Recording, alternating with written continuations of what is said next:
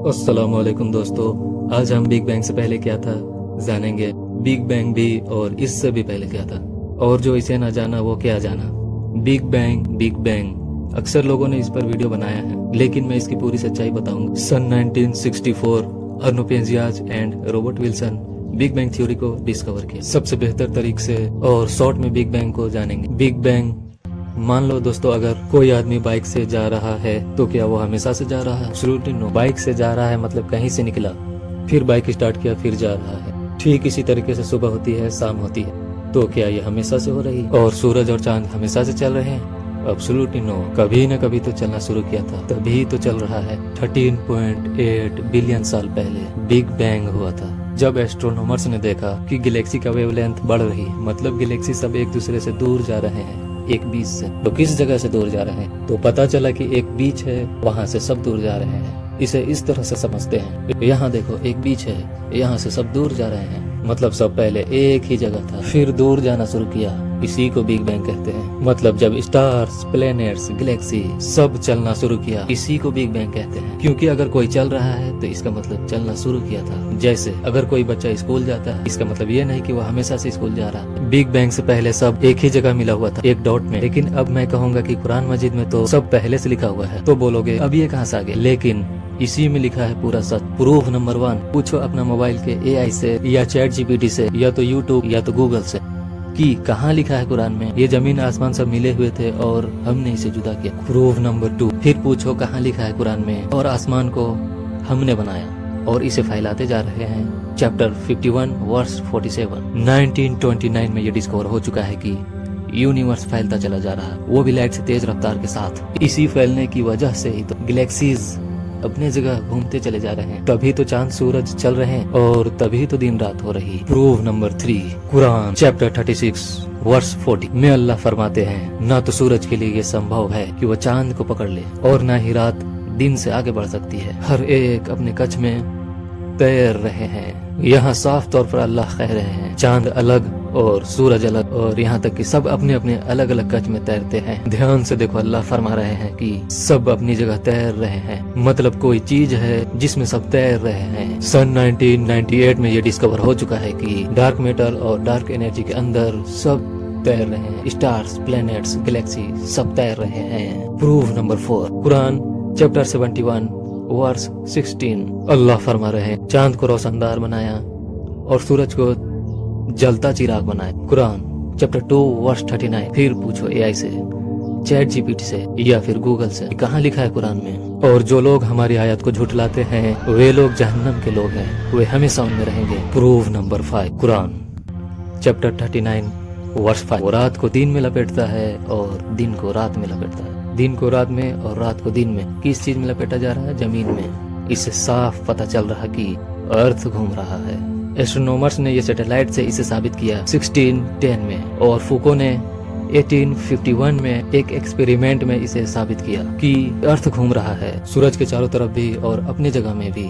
Quran chapter 45 verse 3 और 4 में लिखा है, बेशक आसमानों और जमीन में यकीन रखने वालों के लिए निशानी है। Proof number 6, Quran chapter 39 verse 5। और सूरज और चांद सब निर्धारित समय तक चल रहा है। सन 1913 में वाटर बाथ एंड फ्रीजुइकी ने सुपरनोवा को एक्सप्लोडिंग स्टार के रूप में डिस्कवर किया। कौन जानता था सूरज भी मरता है। Proof number 7, Quran chapter 55 verse 33, 34, 35, 36। अय गिरोह जिन और इंसान, अगर तुम्हें ताकत हो तो आसमान और जमीन के किनारों से निकल जाओ, लेकिन तुम एक जोर के सिवा निकल सकते ही नहीं। तो कौन जानता था अर्थ के रोटेशनल एरिया के बाहर निकलने में एक ताकत की जरूरत पड़ती है। 11.2 किलोमीटर पर सेकंड की स्पीड बनानी पड़ती है, जो अपने आप में बहुत ज्यादा स्पीड है। लगभग 11 किलोमीटर पर सेकंड की स्पीड से जाना पड़ता है, तब अर्थ के रोटेशनल एरिया को पार किया जा सकता है, मतलब हवा के ऊपर के एरिया में। फिर इसी चैप्टर में लिखा है, तुम पर आग के शोले साफ और धुआं मिला छोड़ दिया जाए तो तुम इसका मुकाबला ना कर सकोगे। इसी चैप्टर में साफ आग के शोले का मतलब रॉकेट जब वापस आता है अर्थ में तो हीट शील्ड ना हो तो आग लग जाती है। फिर इसी चैप्टर में लिखा है, तुम अपनी रब की कौन कौन सी नेमतों को झुठलाओगे। Proof number 8, Quran chapter 82 verse 1 और 3। लिखा है, जब आसमान फट जाएगा तब सितारे बिखर जाएंगे।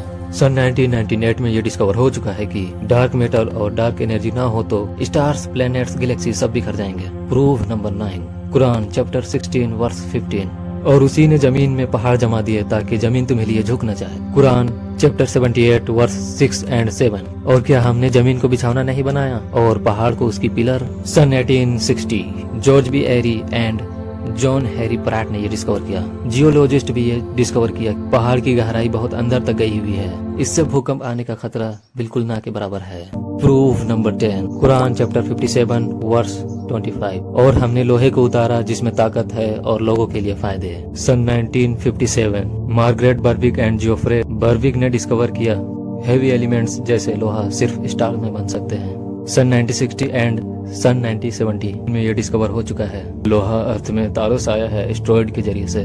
Proof number 11 Quran chapter 41 verse 11-12। फिर वो आसमानों की तरफ निगाह किया तो वो धुआं था, इसे ठीक ठीक 7 आसमान बना दिया। सन 1980 एंड सन 1990 में ये नासा को और बाद में WMAP और प्लैंक मिशन ने ये डिस्कवर किया कि आसमान शुरू में धूल के बादल जैसा था। Proof number 12 Quran chapter 79 verse 30-32 लिखा है और इसके बाद जमीन को बिछा दिया और इसमें पहाड़ को गाड़ दिया। सन 1964 अर्नो पेंजियास एंड रॉबर्ट विल्सन ने डिस्कवर किया जब बिग बैंग हुआ था तब अर्थ का टेम्परेचर लगभग 10⁻32 केल्विन था। इस टेम्परेचर में लोहा जैसा मजबूत मेटल भी पिघल जाएगा और पहाड़ इस टेम्परेचर में जलकर गैस में बदल जाएगा। दुनिया बनने के बाद 3 लाख साल बाद भी यह टेम्परेचर लगभग 3 लाख केल्विन गर्म था। मिट्टी को पहले ही बिछा दिया जाता तो मिट्टी पूरी तरीके से जल के काला हो जाता। चैप्टर 55 वर्स 36 लिखा है तो तुम अपने रब की कौन कौन सी नेमत को झुठलाओगे। Proof number 13 Quran chapter 56 verse 75-76 मैं सितारों की गिरने की कसम खाता हूँ और ये बड़ी कसम है अगर तुम समझो। आज सब जानते हैं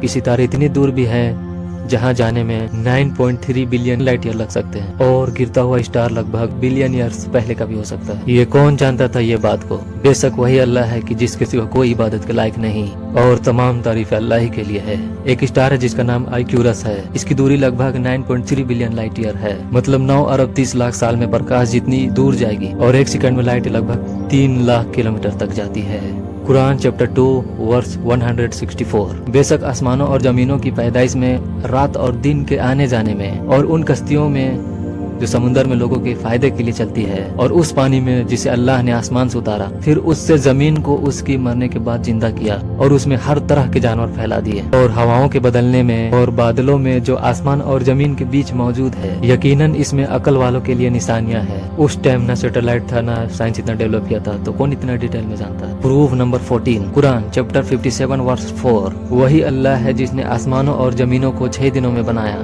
फिर अर्श पर जलवा अफरोज हुआ। वो देख रहा है जो कुछ जमीन में डाली जाती है और जो उससे निकलता है और जो आकाश से उतरता है और जो उसमें चढ़ता है और वो तुम्हारे साथ है जहाँ कहीं तुम हो। अल्लाह उसे देख रहा है। गौर करो इसमें खेती की साफ साफ 4 बातें बोली गई है, जो कुछ जमीन में डाली जाती है और जो जमीन से निकलता है और जो आकाश से उतरती है और जो आकाश में चढ़ता है। ध्यान से देखो लास्ट में क्या बोला गया है। जो आसमान में चढ़ती है उसे भी अल्लाह देख रहा है। उस टाइम कौन जानता था कि समुद्र से हाइड्रोजन गैस चढ़ती रहती है, इससे बादल बनती है। सन 1766 हेनरी कैवेंडिश ने हाइड्रोजन को डिस्कवर किया। The last proof of 15 Quran chapter 15 verse 22 और हम पानी से भरी हुई हवाएं भेजते हैं फिर आसमान से पानी उतारते हैं फिर हम तुम्हें पिलाते हैं। सन 1766 हेनरी कैवेंडिश ने ये डिस्कवर किया हाइड्रोजन मतलब बादल हवा के बिना पानी नहीं बना सकता, मतलब ऑक्सीजन के बिना जिसे हम सांस लेते हैं। कुरान चैप्टर 51 वर्स 47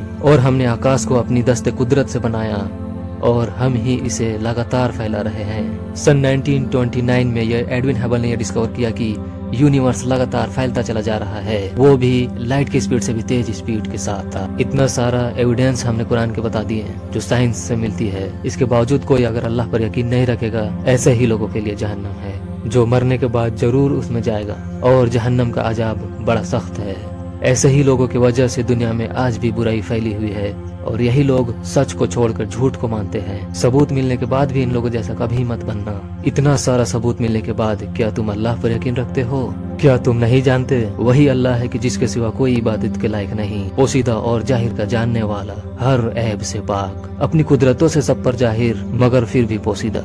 और मैं गवाही देता हूँ कि अल्लाह सिर्फ एक है।